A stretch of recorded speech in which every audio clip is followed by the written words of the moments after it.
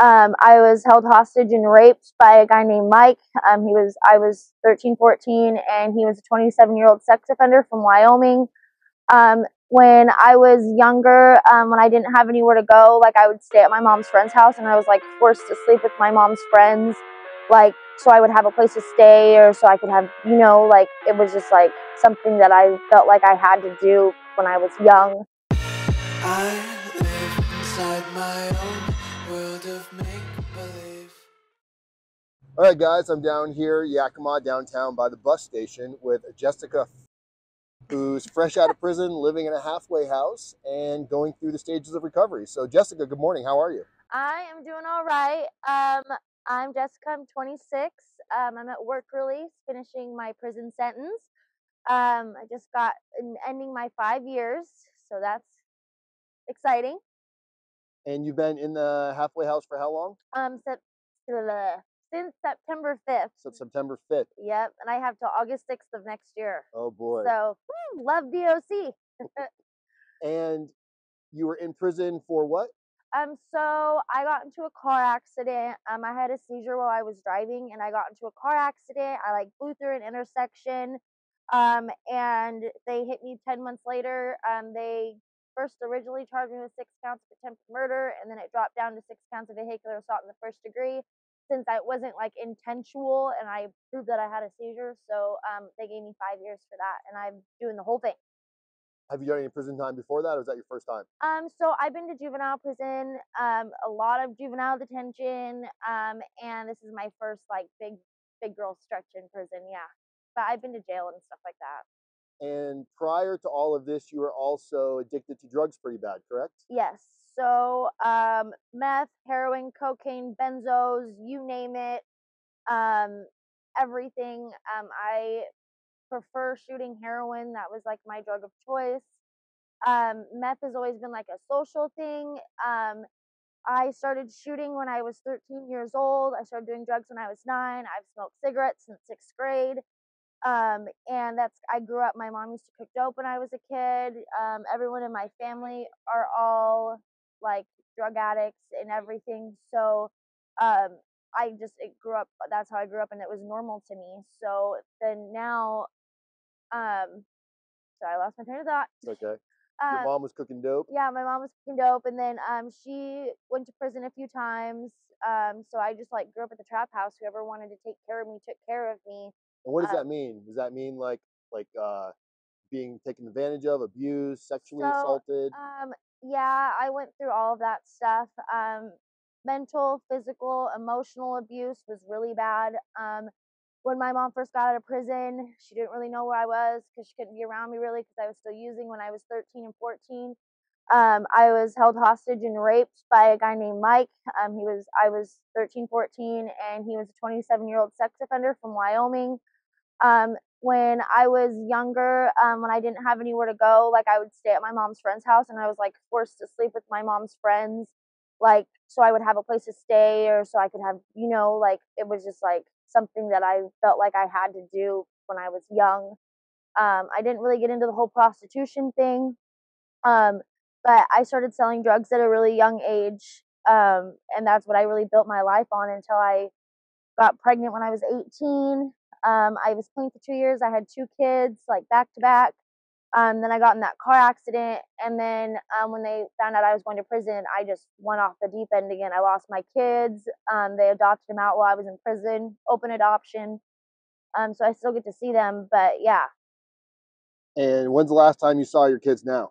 So the last time I saw my kids was January last year, and I talked to them in July. I get to see them again January 21st, so I'm very excited. And I have to be clean to see my kids, so which is cool. But I am actually going to college. I got enrolled. I do picking my classes on December 7th, and I am getting into business tech, legal administrative. I'm going to do a pre-law class and try to get into like family law so I can get my kids back. When you were using drugs, going through it, and you said you were in and out of trouble several times, how many times were you in treatment in the past? Oh God, juvenile treatment too? Sure. Okay, well I don't know a lot. At least I went to Sundown probably 4 times. I went to ABHS once. I've been to a couple in Spokane, Isabella House. I've probably been like over 10 times. And I did 15 months of intensive TC treatment in prison where you live, breathe, sleep, treatment 24/7. The thank you, I'll take care of that thing. That sucked. Treatment really didn't work for me. Why not? Um, I don't know. I really don't know. I think that it was just more, I felt like people were shoving it down my throat and wanting me to be a certain kind of way. And I wasn't ready to do it. And I just really didn't know how. I didn't have the resources. I didn't, have the support system. I didn't know how to find that support system. I did 15 months of treatment and thought I was going to be fine. And then boom, I was getting high in prison. You think there's a difference between people that are court ordered to treatment versus somebody that decides they want it for themselves? Yes.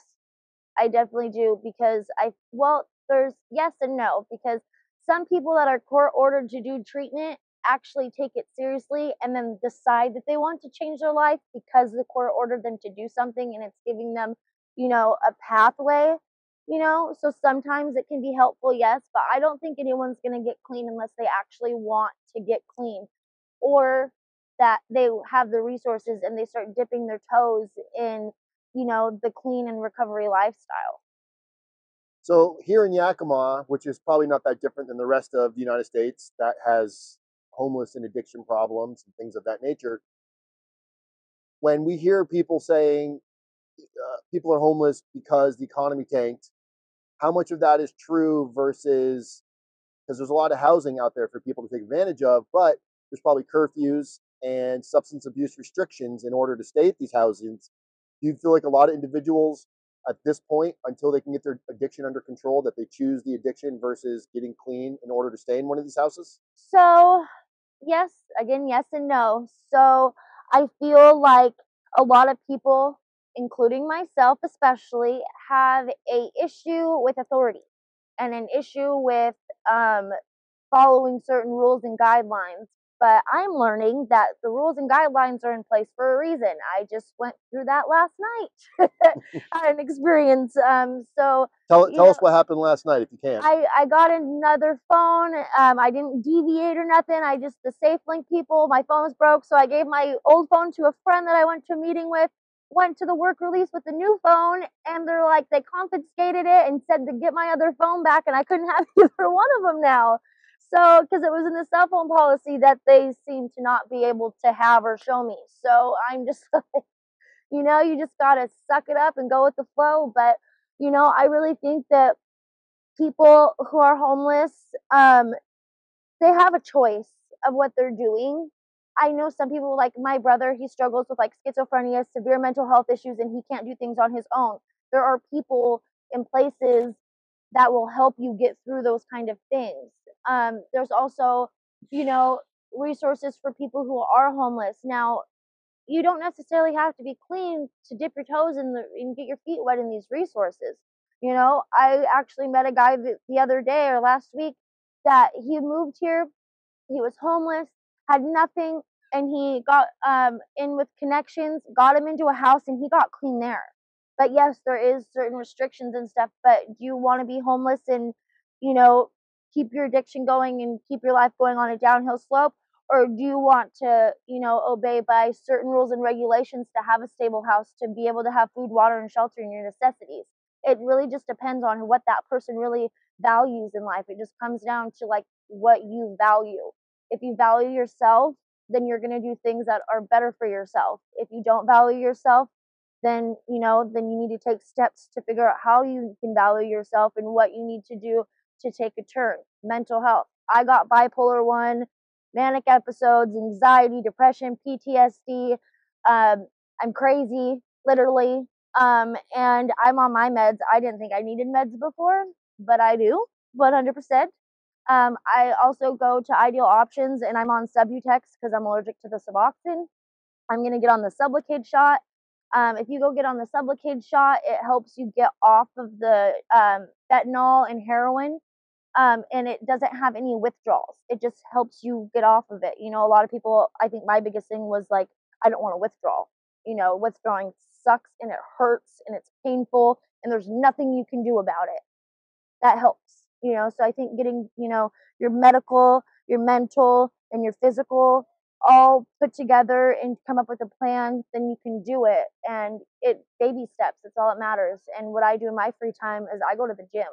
Like, I have a lot of anger and anxiety, and I go work out and I do a full set. I go arms, core, glutes, legs, and I cardio, and I do it all in 2 or 3 hours a day. And it's like my endorphins get so high, it's like I just took a shot of meth. Now, being in the halfway house, being able to do things like go to meetings, go to church, go to work, go to the gym, is it you enjoy doing those things, or is it also a part of it gets you out of the halfway house? So when I very first got to work release, I did it to get out of the house. So I'm like kind of new to Yakima. I'm originally from Wenatchee. And I started going to meetings to meet people. I don't even know anybody sober here, I think, except one person, maybe.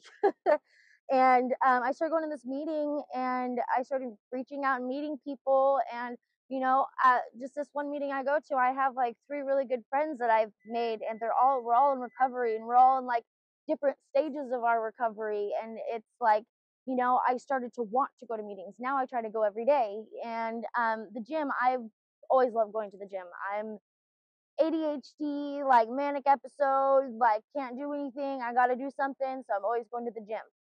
I go to the library. I started reading again. Long time in prison, you learn how to read. But I just, some things I do like going to the library to get out of, the work release, just to have time away. What is the work release living environment like? Like the day to day activities? Well, breakfast is from 6 to 7, um, and the food is actually way better than prison. Way better than prison. And then we have lunch from like 12 to 1, dinners from 5 to 6. Everyone kind of just does their own program. We all, the goal is to have a job and to stabilize yourself. So a lot of people are working. Basically, you can smoke cigarettes there. You can't vape, and you just kind of just do your own thing. You just kind of lounge around. Really, we have a TV day room. It is like a dorm setting, so there's like big lockers. It's different from the girls and the guys, but we have big lockers, and then like there's like two beds and these little like half walls that are like this tall, between each one. And there's four of us girls right now, and I think there's like 50 something guys. So it's a co-ed. Yeah, guys are upstairs and we're downstairs.